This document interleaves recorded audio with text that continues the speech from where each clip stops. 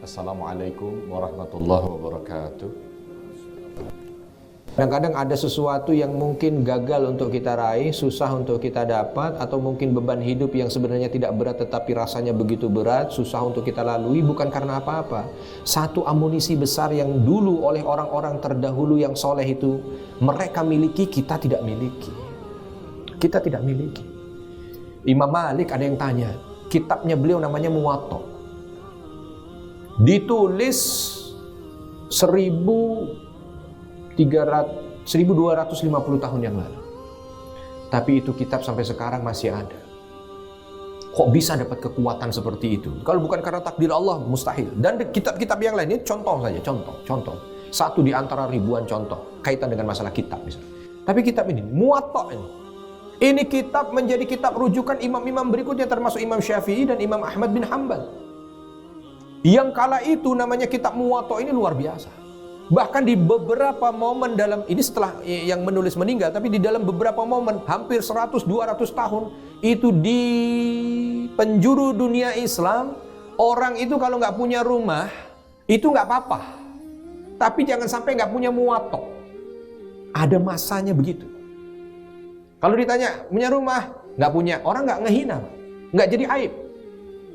Punya kendaraan? Enggak apa-apa. Tapi punya Muwatta enggak? Enggak. Gimana kok enggak punya? Saking Allah tinggikan derajat kitab itu. Tentu setelah Al-Quran, tentu. Tapi ini ada momen di mana Allah tinggikan. Dan kalau kita lihat bagaimana beliau menulis itu, Masya Allah. Beliau tinggal di Madinah memang. Beliau tinggal di Madinah. Beliau dekat sekali dengan posisinya dengan makam Rasul. Makanya beliau ketika mengajar di Masjid Nabawi, karena beliau menjadi pengajar. Ya. Beliau menjadi pengajar, beliau menjadi imam di Masjid Nabawi. Ketika beliau menjadi imam, di saat beliau ingin menulis beberapa hadis, beliau mandi dulu.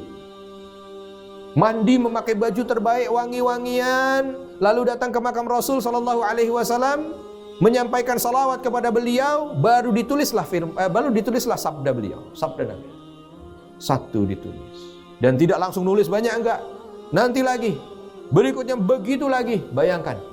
Dengan kondisi daerah yang tidak seperti kita mandi mah mudah. Di Madinah pada masa itu susah. Air bukan yang gampang didapat. Enggak, susah, sulit. Tapi seperti itu bukan untuk apa-apa. Untuk menunjukkan kecintaannya kepada Rasul. Bahkan Imam Syafi'i pernah mengatakan ketika sampai di Madinah dan beliau kala itu ingin belajar dari Imam Malik. Ketika sampai di masjid, Imam Syafi'i mengatakan, tidak aku lihat orang yang jauh lebih berwibawa dalam hidupku kecuali Imam Malik. Dan kala aku lihat beliau sedang menyampaikan hadis Rasul sallallahu alaihi wasallam. Dan ketika menyampaikan itu dengan kalimat, macam-macam, beliau tampak tegas. Tetapi begitu ingin mengucapkan hadis Nabi, beliau seolah tawadu, merendahkan serendah-rendahnya, lalu menyampaikan bahwa sambil tidak berani melihat ke arah makam Rasul sallallahu alaihi wasallam, berkata, manusia mulia yang ada di dalam kubur ini, dengan suara yang lirih, tawadhu, bahkan sesekali menangis. Maka wajar kalau beliau termasuk imam yang dijaga oleh Allah Subhanahu wa taala ajaran madhabnya sampai dengan detik ini. Karena di masa beliau itu yang menjadi imam rujukan madhab ada hampir 500-an. Tapi kenapa sekarang hanya 4 dan salah satunya beliau di antaranya itu. Dan lain banyak sekali. Bagaimana ketika seseorang menjadikan cinta nabinya itu bahagian daripada keimanan. Makanya rukun iman. Rukun iman itu di antaranya percaya kepada Rasul. Percaya bukan sekedar percaya, bukan, tapi kecintaan. Kecintaan yang ini kadang-kadang kita hilang. Makanya jangan heran kenapa kok Abu Bakar bisa begini, Umar bin Khattab bisa begitu, Utsman, Ali dan lain sebagainya radhiyallahu anhum, lalu diikuti dengan tabi'in, tabi'ut tabi'in bisa begitu, mencapai masa keemasan. Semuanya karena didasari dalam hati mereka itu kuat cinta mereka kepada Nabi Muhammad sallallahu alaihi wasallam.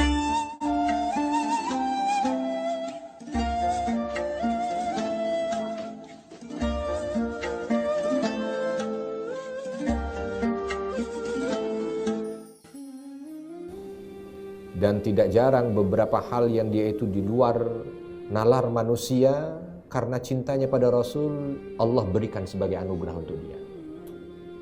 Di antaranya contoh Asma binti Abi Bakar. Saat Nabi SAW sedang hijrah, lalu kala itu Asma diminta oleh ayahnya untuk bolak-balik ke atas Jabal Thur bawa makanan. Saya yakin jamaah yang ada di sini belum ada yang naik Jabal Thur. Kalau Jabal Nur banyak, naik Gua Hiro banyak. Walau kalau ada mungkin 1-2, tapi saya yakin belum. Kenapa? 1, tidak populer. 2, mungkin tingginya bisa 2 atau 3 kali lipat dari Jabal Nur. Naik Gua Hiro aja orang Indonesia udah ngos-ngosan, apalagi naik ke sana. Memang tidak ada sunnahnya juga naik ke sana, ya. Tapi ini untuk kisah supaya ngambil hikmah.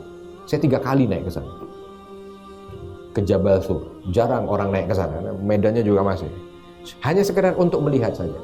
Itu naik, kalau berangkat jam 4 sampai di atas mungkin sekitar 4 jam, 4 atau 5 jam, ya 4 jam kalau kita nggak pernah berhenti. Ada beberapa pos 1, pos 2, pos 3. Nggak kebayang seorang Asma yang kala itu sedang hamil tua, membawa makanan di sebelah kanan dan kirinya dan minuman di belakang.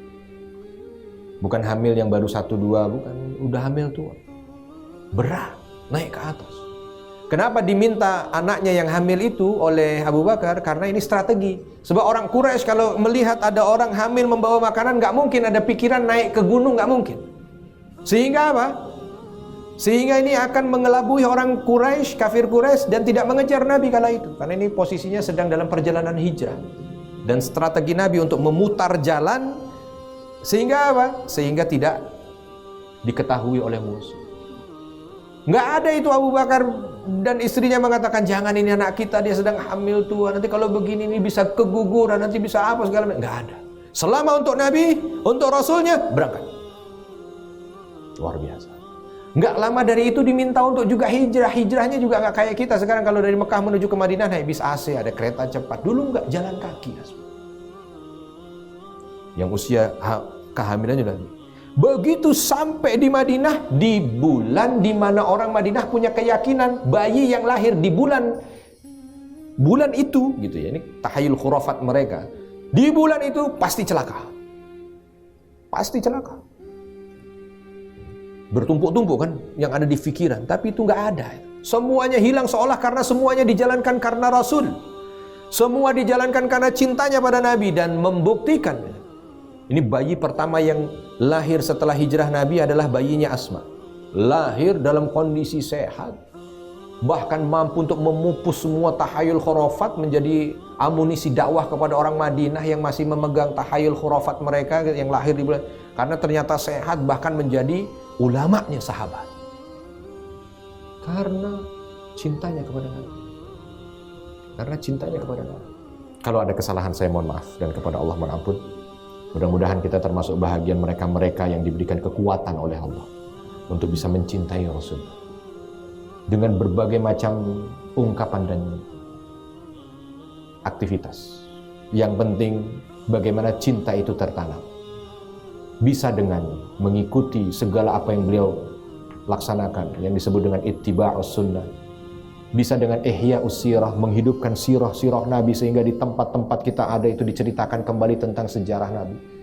Dan juga yang aplikatif memperbanyak salawat. Maka mudah-mudahan tiga hal ini minimal, ya.